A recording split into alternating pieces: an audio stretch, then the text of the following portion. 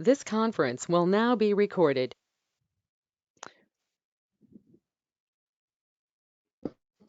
All right, hello everyone. This is Kim from the Mercer County Library. I am the IT person today. So it will say Kim in parentheses IT. If you need any tech support, you can chat me. The chat is in the top right. Looks like the little chat button bubble next to the gear icon. If you click on that, you'll be able to message me directly and we'll be able to work out any issues that you have. Just so you know that we're going to have all cameras off and all microphones off for right now.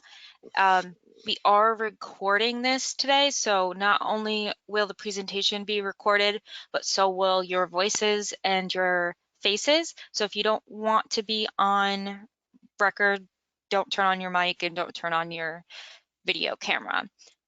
We will be handling questions at the end. The other Kim will be working through and reading them. So if you have questions along the way, you can put them into the chat. Like I said, it's also in the top right. And Curtis, our presenter today, will be able to address all of the questions.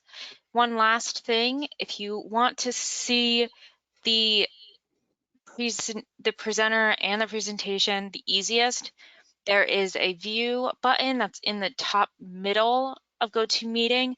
If you click on that and you get the drop down, you'll be able to choose either who's talking or active cameras. Since Curtis, our presenter, will be the only one of both of those, you can choose both of one or the other and just see Curtis and his screen. So Kim, do you want to go from there? Yes, I do. We have two Kims here tonight. So I'm Kim Luke, and Kim at IT is our other Mercer County Library System staff member. And hello, everybody. I'm Kim Luke, and I'm a reference librarian working at the Hightstown branch of the Mercer County Library System. And tonight's talk is brought to you by the Hightstown Library Association. You're here for a presentation on an introduction to honeybees and beekeeping. And I want to talk a little bit about our summer reading program before we get started. Our summer reading program is in full swing here. Please check the website's event page to see many more of our special programs. And for any readers in our crowd here, if you haven't already, register at the website. The program is for all ages. For adults, you log in books. As you complete them, they can be paper books, ebooks, audiobooks. Each logged in book is an opportunity to win a Barnes & Noble gift card. Each branch will be picking out one adult reader to win this card. And the summer reading program runs from now until August 21st. And all of this is at the Mercer County Library System website and the My MCLS NJ app. And that's downloadable, of course, from the Apple Store or Google Play. So thank you, everyone, for attending. And let me introduce our presenter to you. Our presenter tonight is Curtis Crowell. He's a Hightstown resident who has been active in the Central New Jersey beekeeping community for about 20 years, maybe a little more. He leads the New Jersey Beekeepers Foundation, Inc., which is based here in Hightstown. Curtis, do you sell your honey by chance? I do. There are a few places locally that sell it, but a lot of my sales are direct to synagogues who purchase a lot of honey for the Jewish New Year. Oh, very cool. And I think maybe there's a garden center here in Hightstown, I understand, that sells some of your honey as well. Ed Comiskey at Comiskey's Florist sells it. Karen West, who runs Perennial Home, the gift shop opposite the Hightstown Diner, sells it. Seasonally, Grover's Mill coffee shop near McCaffrey's sells it. And also Marivelle's Florist on Mercer Street carries it once in a while. I produce honey once a year. My harvest will begin next week, actually. But I label every year's production with the year that it's produced, and I always sell out. So, I can't keep people supplied with honey year round because I always run out in the fall. But I keep about 40 hives, and I produce close to 2,000 pounds or more in any given year. So that's remarkable. And Curtis has done many talks and in-person presentations about honeybees and beekeeping. And if I listed all of his involvements in the area beekeeping community, we're not going to have time for this talk tonight. So let's just get started. And thank you for being with us. And Curtis, you can start anytime.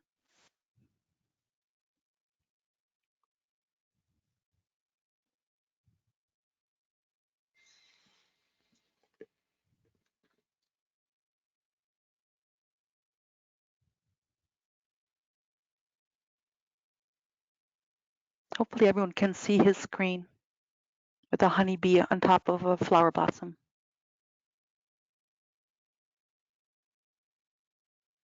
Can everyone hear me? I can definitely hear you. Okay, here we go. Well, I like to begin my talk with an image of a honeybee, obviously, and the thing that has always intrigued me is the fact that the image of the bee has been unchanged for several thousand years. In fact, through most of human history, honeybees as we know them have been largely unchanged. Honeybees are very active during the warm months when there are flowers available because their food source is tied to the presence of blossoms. This is a honeybee using its mouth parts to draw nectar from a blossom. And on one of the rear legs, you can see a pocket of pollen where they've packed pollen into globs on their legs, and they bring that back to the hive. Honey itself is just carbohydrate. It's a good source of energy, but there's no protein in it. So the bees gather the pollen, which is the protein source for their offspring, for the larva, for young honeybees, and it also provides for the continued development and nourishment of their own bodies. But those two sources of food are only available during the summer months, so they gather nectar and pollen in earnest, and they work pretty hard at it for, in the case of a worker bee, 6 weeks, because the average worker bee doesn't live that long. They gather as much nectar and pollen as they can to survive over the winter.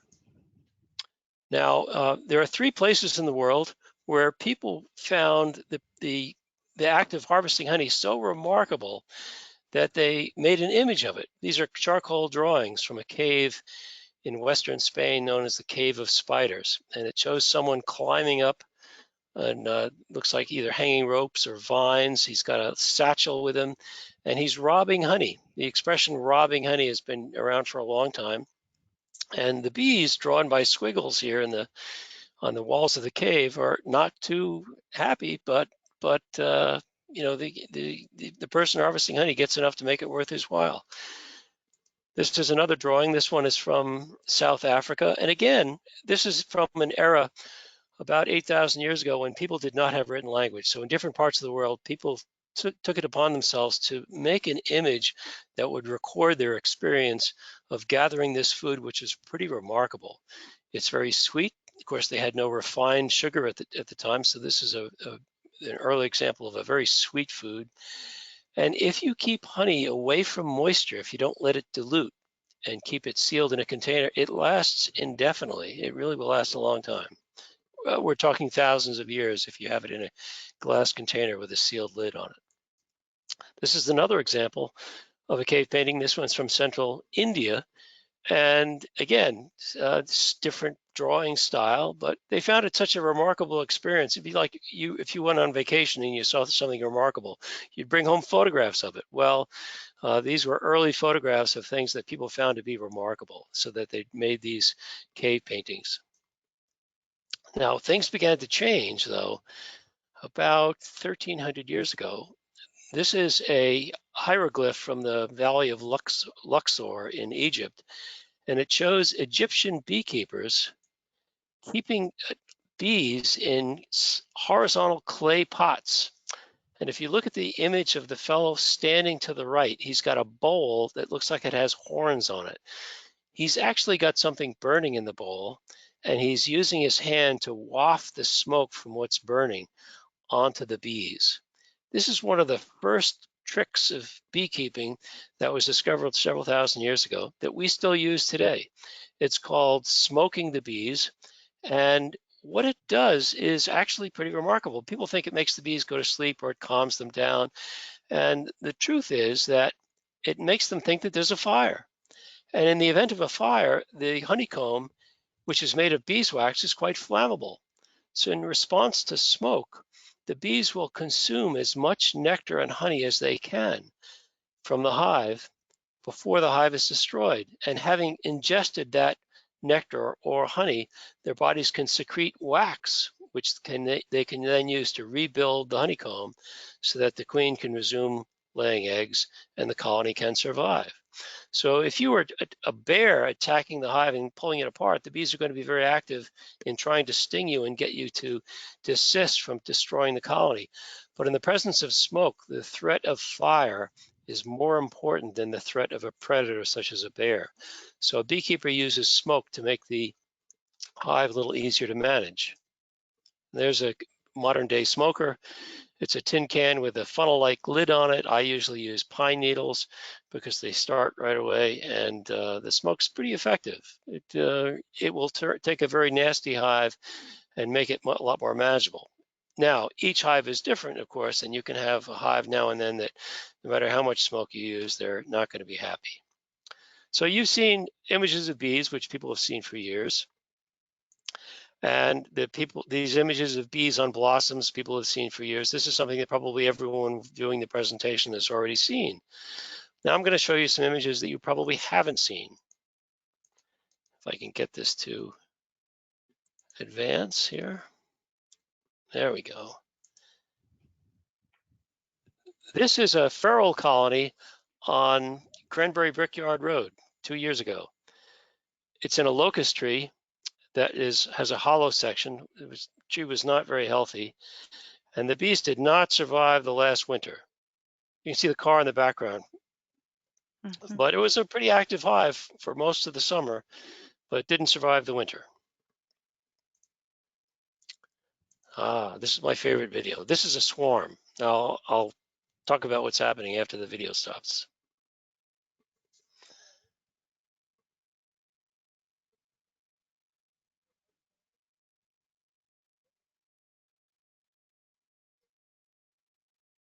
That salami is just solid honeybees.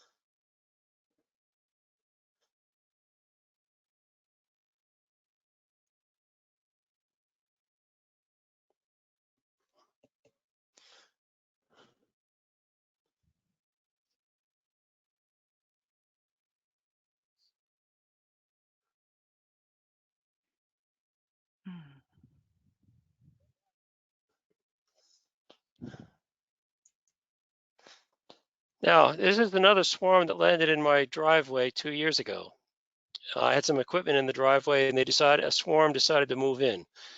A swarm is when a colony gets crowded in the spring and half of the bees leave with the existing queen to set up a second colony. So I'm straightening out the box here so they can find a convenient place to move in, and then I can move the box out later. They're very gentle when they swarm. It's very rare to get stung. Now, these are conventional hives. Each wooden box contains 8 to 10 frames, wooden frames, that have beeswax foundation in it, and each box has a unique bee, the queen, whose job it is just to lay eggs. The queen lays eggs, which hatch, in the case of a worker, in 21 days, and they live typically for 6 weeks, but the queen will live longer, and when she lays eggs, she can't feed her offspring. There are other worker bees in the hive that are responsible for taking care of the baby bees until they can become foragers. Each queen has a unique scent, so that if a bee enters the wrong box, they'll know pretty quickly if they're in the wrong box and they'll go looking for the right box. Now, this is a frame of honeycomb that has nectar in it that the bees haven't quite ripened. If you look in the upper left-hand corner, there are some of these cells that the bees have begun to cap. You can see there's a cell that has a small opening left where they haven't put wax over it. Well, this is the equivalent of the cap on the jar of honey that you see in the grocery store. Once the bees gather the nectar, they use their wings to blow air over the nectar, which dries it out. It drives off the excess moisture. When honey reaches a moisture content of about 18%, it can be sealed and it will not ferment. It'll be hydroscopic, it will attract water if given the opportunity and will dilute. But if sealed and it doesn't have the ability to get diluted with water, it won't ferment, it won't go bad, it won't spoil. And the bees over millions of years of evolution have learned how to prepare honey as a food that they can then seal and it will last indefinitely. So over the winter, they still survive the winter, but they crawl over these frames and gradually chew open those cells to get at the honey. And the honey that provides energy for their flight muscles, which they shiver throughout the winter to keep the queen alive until the spring when she starts to lay eggs in earnest and the colony builds up numbers. So the bees will typically spend 20 minutes cleaning out each cell before they start to put nectar in it or pollen. And the queen also uses other cells in the hive to build what's called the brood nest. If you look carefully in this image of comb, you'll see what looks like little white grains of rice in the center of some of those cells. Those are eggs. When the queen is positioned over one of these cells, she lowers her abdomen into the cell, and she can tell if it's a worker cell or a drone cell. The drone cells are for male bees called drones, and those eggs don't get fertilized when they're laid. The eggs for the worker bees are fertilized, and they hatch in 21 days, and they become basically the mainstay of the colony. Without the worker bees, which are all female, but they do not mate, the colony would collapse. And the drones themselves don't produce any honey. They kind of just sit around and they make themselves useful in other ways. I'll answer questions about them at the end. But the worker bees are the mainstay of the colony. The queen, of course, being a female is also important. She can reproduce. She can lay eggs that become workers. The worker bees, in rare situations, can start laying eggs, but the eggs are not viable. And if you have a worker that's laying eggs, the colony is largely doomed. Now I have several pictures of the queen. This is the queen. It's in the center of the comb. Her abdomen is much longer. When you don't see any other image, you see only a very few other bees in this image, so she's very easy to spot. In other pictures, she is harder to spot, and it's one of the hardest things for new beekeepers to get a handle on, which is how to locate the queen and make sure that the hive is queen right, has a thriving queen. And there's some shortcuts to that. If you see the bees coming into the hive with buckets of pollen or clumps of pollen on their legs, it means that the bees are bringing in protein to feed baby bees, to feed larvae, and that's a sign that the hive is queen right. Another sign is the presence of eggs. If you see an egg standing up in the bottom of the cell, not laying down, it means that egg is less than 3 days old. So the queen, if that's not there right now, was certainly there 3 days ago. Another image that shows you how difficult it can be to find the queen. She's right in the center of the image here, but you can see in a large frame of bees, she could be tough to spot. Some beekeepers mark the queen. This was from a hive in my backyard 3 or 4 years ago that was headed for the Monmouth County Fair. And I caught the queen and marked the top back of her abdomen with a color. There's a color scheme used to mark queens based on the last digit of the year. Some beekeepers use the color scheme to requeen their hives on an annual basis. That's a good shot of this queen before she was marked. I held the frame up out of the hive and she was crawling on the end. I was able to turn the frame over and take the picture with my other hand.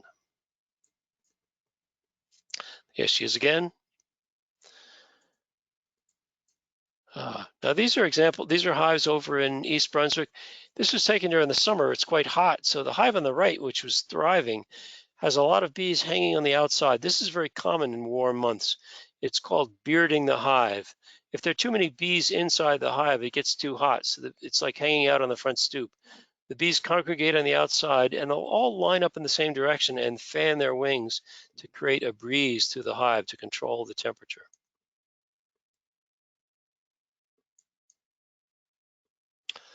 These two hives are behind Twin Rivers, right off Wyckoff's Mill Road. This is it's supposed to be a field of soybeans. Those are the power lines that run along Twin Rivers. That's the old, the bridge there where Wyckoff's Mill used to be. I keep most of my bees on wooden hive stands. They look almost like picnic table benches. They're easier to work that way, and they keeps the bees off the ground.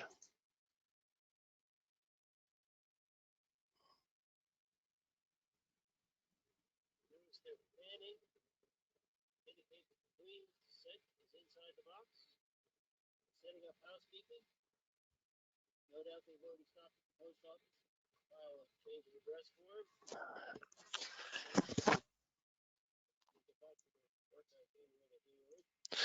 Now, I do that often. I refer to happy bees, and I always catch myself doing it. A lot of people think of bees as little people. They think of the queen as somehow being in charge of the hive and so forth.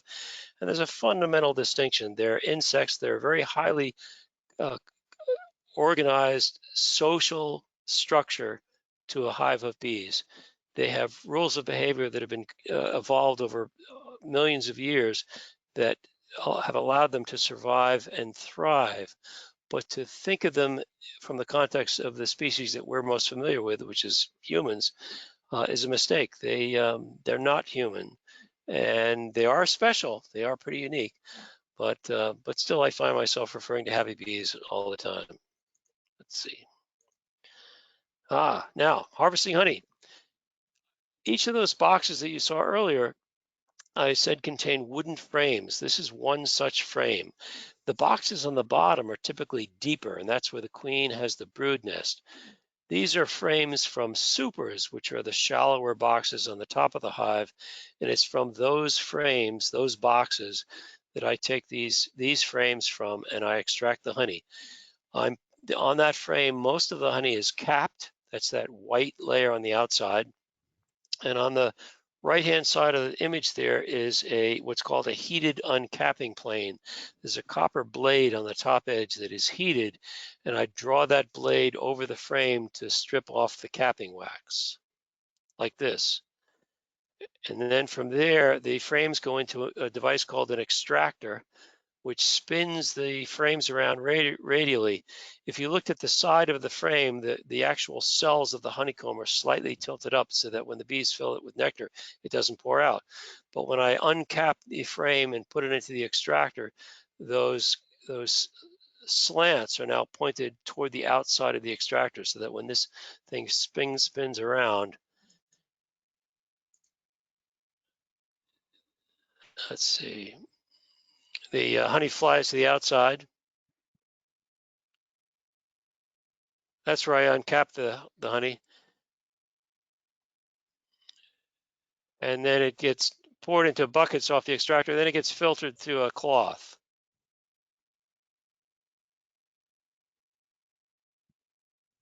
And typically that extractor will run for about 15 minutes or so. It gets strained. There's a fabric lining that bucket, and all the bits of wax and other stuff is filtered out. And then the buckets in the bottom are stored. They're capped and sealed. And then they go into a heated bottling tank that I use to bottle honey. This is the end of the year when yellow jackets, which are quite aggressive stingers and can sting repeatedly, often will try to get into the hive because their source of food is also disappearing as the cold weather approaches, and the bees are pretty good at keeping them out. Yellow jackets, except for the queen, die off after the first hard frost, so they get pretty desperate toward the end. Now, those are the images I've got. I'm going to turn it over to the moderator to see what questions we have. There we go. Great. People who are here and listening, if you have any questions, feel free to type them down in the chat box. And you're going to find that up in the right-hand corner. You can see two little people with a number. And then the next thing looks like a little thought bubble. And you're going to click on that, and then you can type in your question. I'll put my camera on.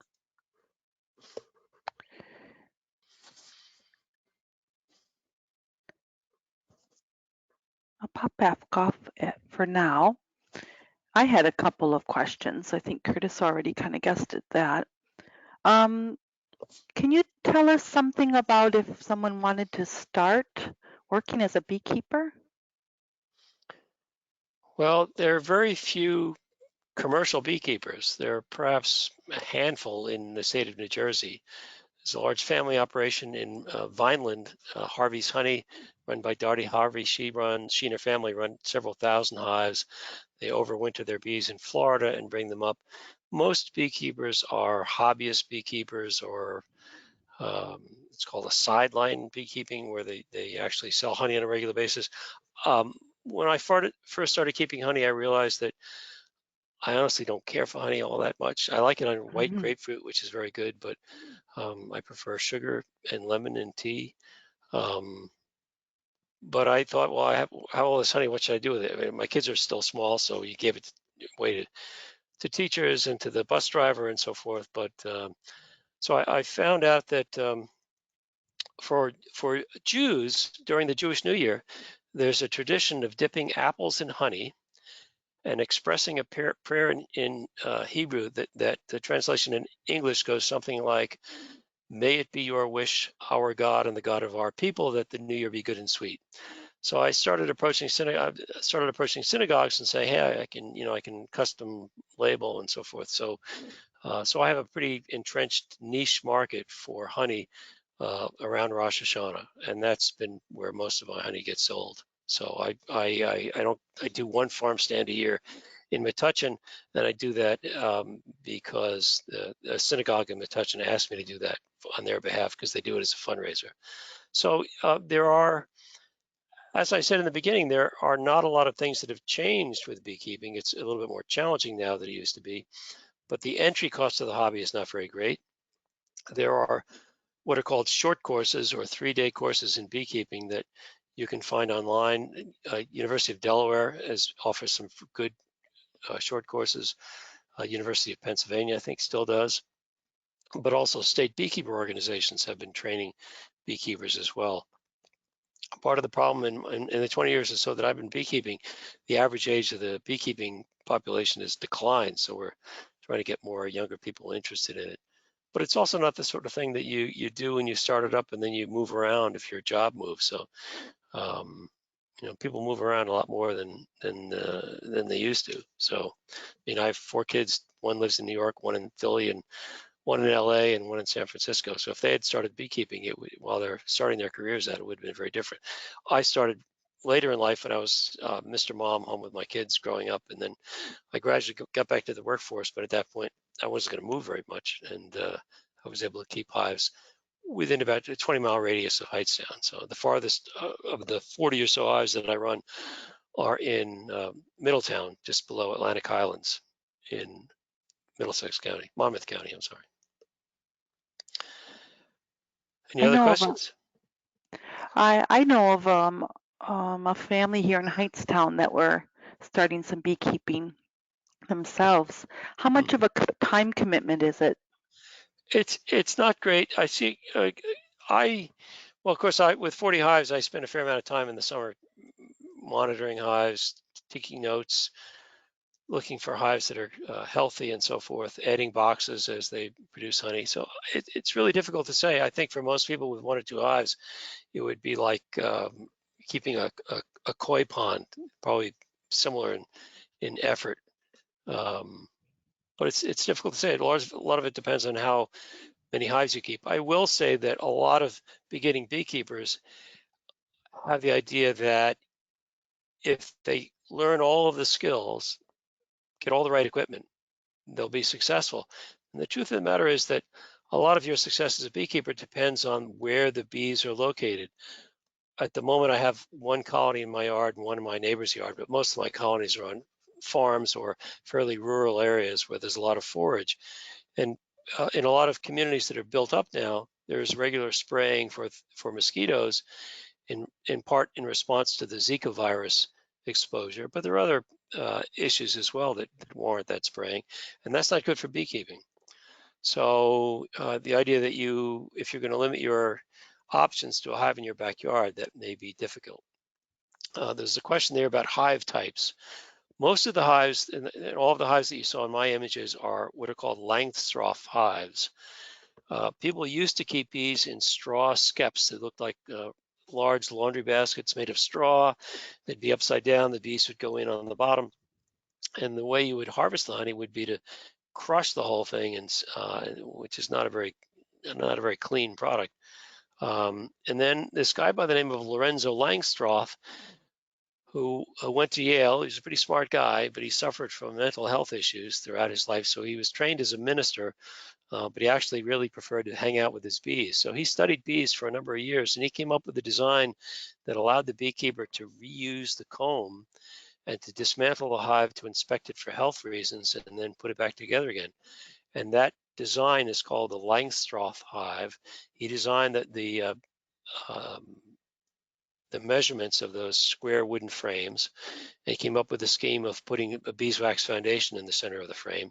And those hives are the most commonly used hives worldwide.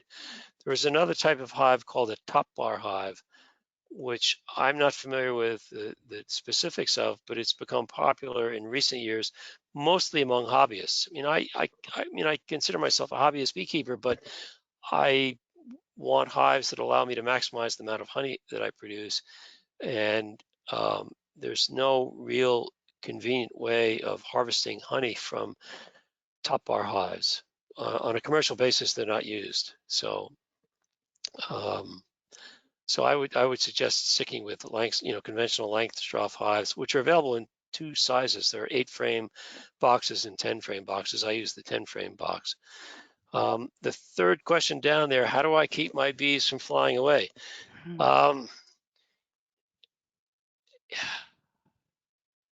There's no way that I couldn't give you a list of things so that if you followed all those steps, you would never have a hive swarm.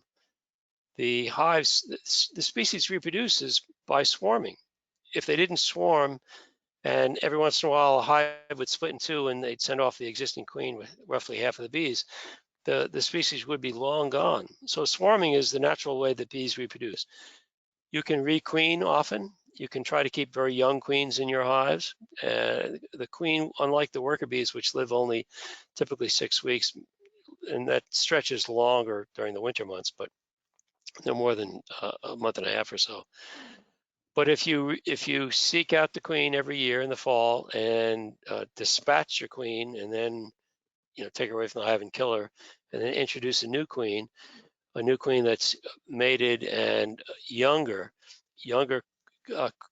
hives with younger queens are less apt to swarm. But there are no guarantees. I try to capture swarms that leave from my hives if I can.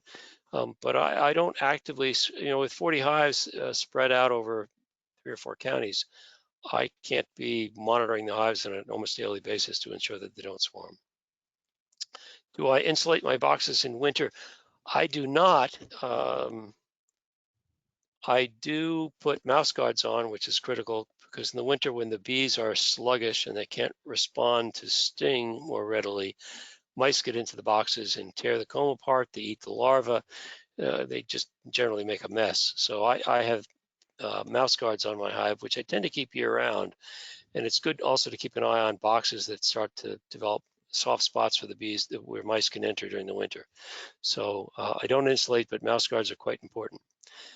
Can you harvest honey without the machine to spin it? The machine to spin it is not a big hurdle. There are inexpensive versions of the same equipment that you can find on Amazon that will spin out 1 or 2 frames at a time. I started out with one of those that I think it took 4 frames that only spun one side at a time. You had to stand on it to keep it from walking around the kitchen, and then turn the frames around and spin the other side out. Some people produce cut comb honey. You can cut the honeycomb into squares or other containers. There's a product called Ross Rounds where you get the bees to build the comb in these round plastic boxes, and you take the plastic boxes out of the hive and put a lid on it. That's called cut comb honey. I used to produce it so I wouldn't have to use the extractor at all. But the problem with cut comb honey is that most people stare at it and they don't know what to do with it. So it's a very specific product for some people who really like it. But I just thought it was too unwieldy. It's also an issue that when you produce cut comb honey, you should, once you've packaged it, you should freeze it for 24 hours. because most cut comb honey will have wax moth eggs in it, which are for the most part invisible.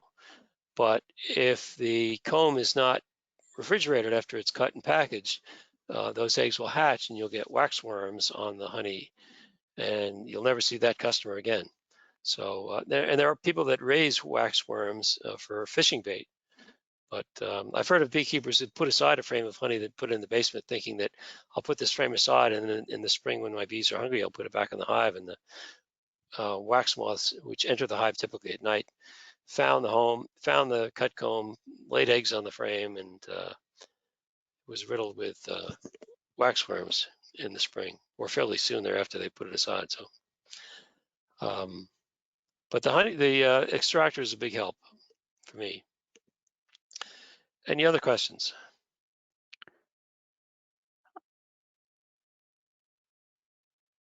Well, this is really basic, but what typically does a beekeeper need to do? Well, let's say I were starting at beekeeping. I'd take a course. I'd buy the woodenware. It's a good idea to buy woodenware from one supplier because it's not all interchangeable. So you want your frames to fit in all of your boxes, and your frames to be interchangeable as well.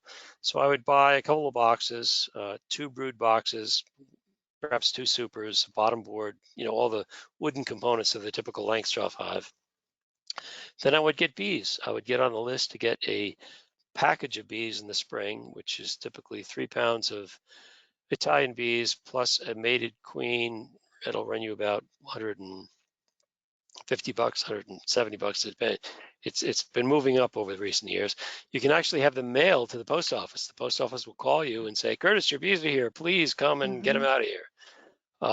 So now you have a package of bees. You have put together the frames that you ordered. You've put sheets of beeswax in each of the frames.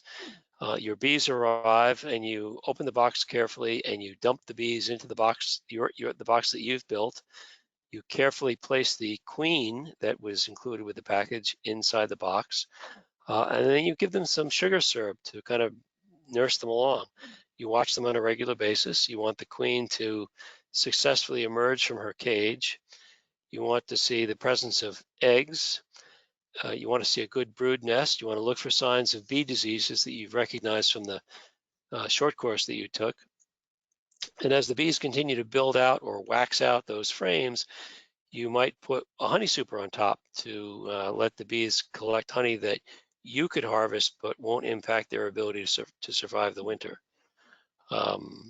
So fall comes around. If you're very fortunate and you have excess honey that the bees won't need for the winter, but it's in one of the supers up above, you could take the box off, contact the Central Jersey Beekeepers Association, and say, I'd like to borrow the extractor for for next Saturday, and make arrangements to do that. Pull the box off, spin the honey out, get some bottles, bottle of honey, design a label,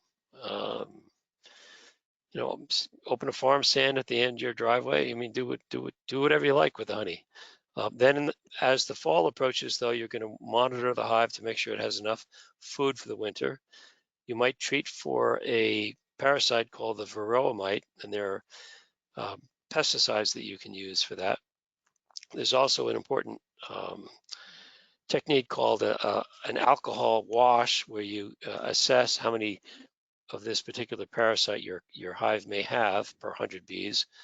And based on the result of that test, you might treat your hives more aggressively or less aggressively.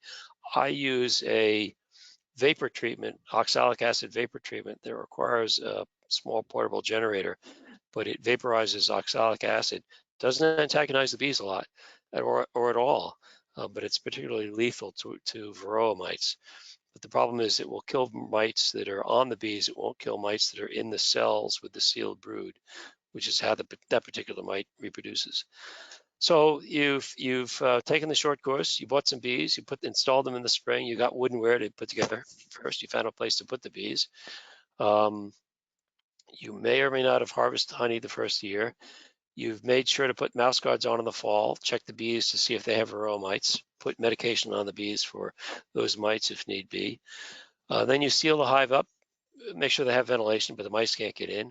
You might look at the hive from time to time, but you don't want to open it up, particularly when the bees cluster tightly together around the queen in the winter. You don't want to break that cluster. And then toward the spring, you'll look to see if they're doing okay. They might have not produced quite enough stores to last the winter. You might give them some sugar patties or fondant to feed them in the spring, or possibly even sugar syrup. And then as they start to build up, you monitor them for health, and then begin the process of applying supers again as the nectar season approaches. Most of my supers were deployed before mid-May, and all of my supers are out now. I'm going to start pulling supers and extracting honey this week. So that's basically the year, from taking a short course, putting wood and wire together, getting bees, installing the bees. You can also, rather than use packages, you can buy what are called nukes, which are anywhere from 4 to 6 frames of bees with brood and a queen.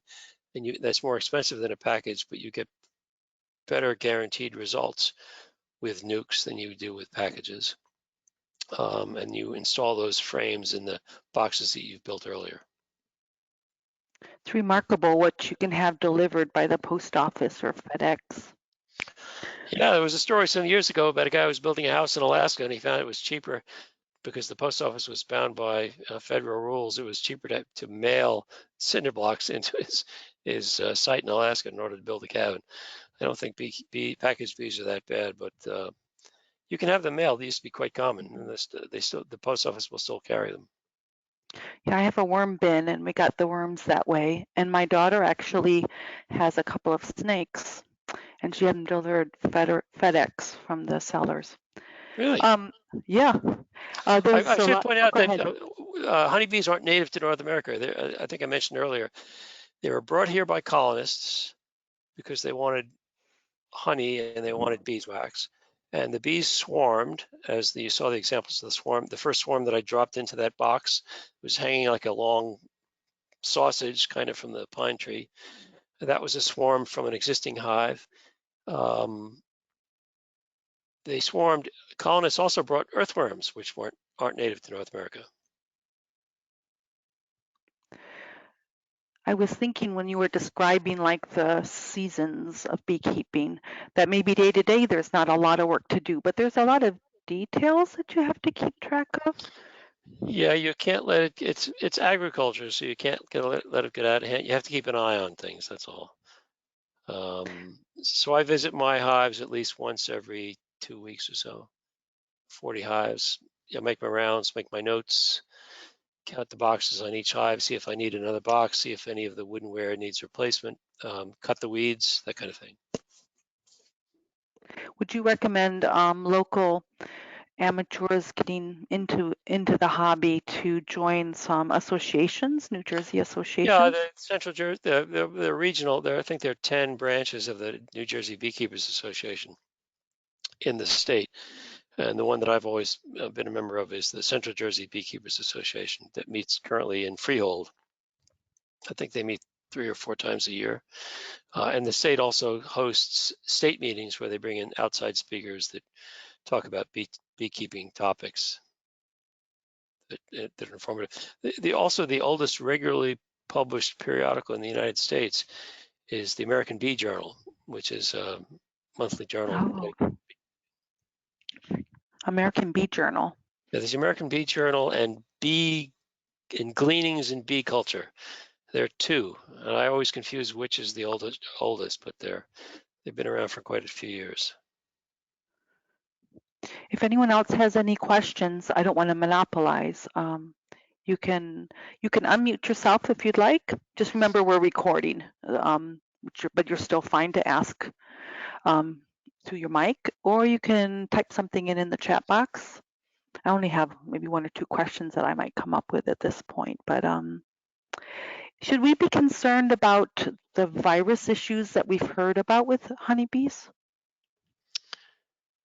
There's nothing that you can do to treat honeybees for the virus issues. What's happening is there's a species of parasite called the Varroa mite that evolved with one species of bee in Southeast Asia called Apis ceranae.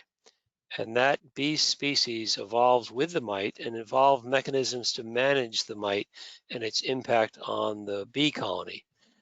But once people began shipping bees worldwide and the world became a much smaller space, just like the emerald ash borer or the Dutch elm disease and so on, the Varroa mite jumped species and found that the Apis mellifera, the honeybee species that most beekeepers work with, had no defenses against it. So the mite doesn't necessarily destroy the bees, but it weakens the bee's immune system, so it's susceptible to viruses that they would normally shrug off. So the Varroa mite's been a real Scrooge for beekeepers. Initially, they were using pesticides that the mites developed a resistance to. At one point, they were having us treat bees with a class of pesticides known as organophosphates, which are pretty nasty and dangerous to work with. So the state required beekeepers to take a pesticide training course. So I remember sitting through an exam with questions like, how many pounds of fumidil do you add to a 300-gallon tank if you're going to treat 5,000 lineal feet of soybeans? They're completely useless for a beekeeper, but we had to take the exam to get pesticide licenses. And once we had the license, you could get stuff that you had no business obtaining. But that class of pesticides has largely been phased out. And the treatments now for Varroa mites are a little bit gentler. You're still supposed to wear gloves and use protective equipment. The treatment that I've been using for the last 2 years, and in particular the last year, is a heat source that vaporizes oxalic acid, and the vapor is quite caustic. So you have to wear, if you're on top of the hive and you risk breathing in the vapor, you should wear a full face respirator. But it dissipates pretty quickly. It doesn't harm the bees at all, but it's pretty effective against the Varroa mites. So that's been a glimmer of hope in the last few years. Thank goodness. I know we really depend on them for all of our farming, pollination and all. Well, when the colonists brought over bees because they wanted honey and beeswax, they also brought over a lot of species of plants, melons, fruit trees from Western Europe.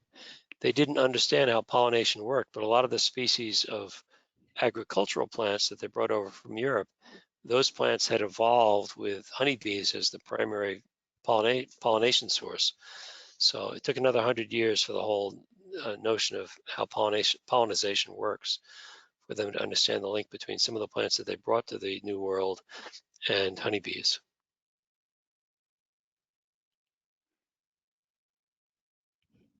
Did anyone else have any other questions before we wrap up? Or Curtis, did you have something maybe you'd like to add that you haven't spoken about yet? I've enjoyed beekeeping quite a bit. I mean, some of my kids protested when they were pretty small, but they're all pretty knowledgeable. 2 of them took the Rutgers short course, and they know a lot more about bees than most everybody else. No one yet among the 4 has stepped forward and began keeping bees, but they're all starting out on careers, and there's plenty of time left. So what I like, one of the things that I like a lot about beekeeping is that it's introduced me to a lot of people on small farms in this part of the state, a population that is rapidly dwindling. But the farmer on whose farm I kept bees initially was Henry Estenez, who just passed away last year at the age of 95. And these are amazing people. They kind of jack of all trades sort of people that have something to do every single working day. And they're pretty remarkable. So I've learned a lot about the history of the area through beekeeping, and it's given me an opportunity to practice some of my own skills. I welded the exhaust manifold for Henry's ancient farmwall tractor at one point a couple of years ago, and helped out in other ways. And I've liked that. So the people that I've met keeping bees have meant a lot to me. And like I said initially, a lot of my beekeeping customers, honey customers, have been customers for quite a few years. So that relationship continues. Okay, that's terrific. I added in the chat some links to the Rutgers program. Of course, I assume it's going to be online for right now, and maybe a lot of people do it online anyway. And also the American Bee Journal, I did find a link while we were talking. And that's in the chat too. Go ahead. Penn State has an excellent online course. There's a neighbor of mine who took the Penn State course, and she sort of manages the hive that's in my neighbor's backyard, but she was pretty well informed as a beginning beekeeper. So I think it was a good course. I think Oh, it's terrific. perhaps $300 now online. I don't know. I noticed that those links, they don't mention the price, so not too bad though, considering for the Yeah, hobby. yeah. Well, we'll wrap up now. Thanks All right, everybody for coming. And Curtis, thank you so much for your time and your talents with us this evening. no And problem. if you haven't, oh, go ahead. If you have any follow-up questions, attendees, please email the library. I'm kluke@mcl.org, and we can pass them along to Curtis. And you're going to receive an email follow-up from me with some additional resources, including what I put in the chat. And everybody have a wonderful evening, and please come and join us for some more of our special programming. Have a good night, everybody. Okay, thank you. Thank you so much, Curtis. Bye now. Bye-bye. Gotten lots of thank yous on here too in the chat. I think you saw them.